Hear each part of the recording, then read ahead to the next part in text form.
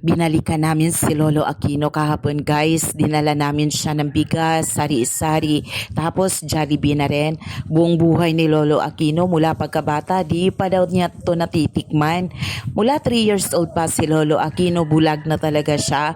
At ang tanging hanap buhay niya yung pag-akyat sa matatayog na punong niyog para may pambili siya ng bigas. Salamat naman kahapon nakabalik tayo, pero si Lolo Aquino, masama talaga ang kanyang pakiramdam. 180 to 200 kasing kanyang blood pressure.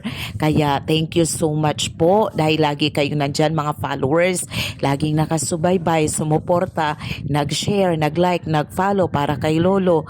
Kung kaya po napunta din si Lolo Aquino sa GMA noon. Pero hanggang views lang din yun. Di na siya binalikan. Kaya tayo na lang ang pabalik-balik para kay Lolo.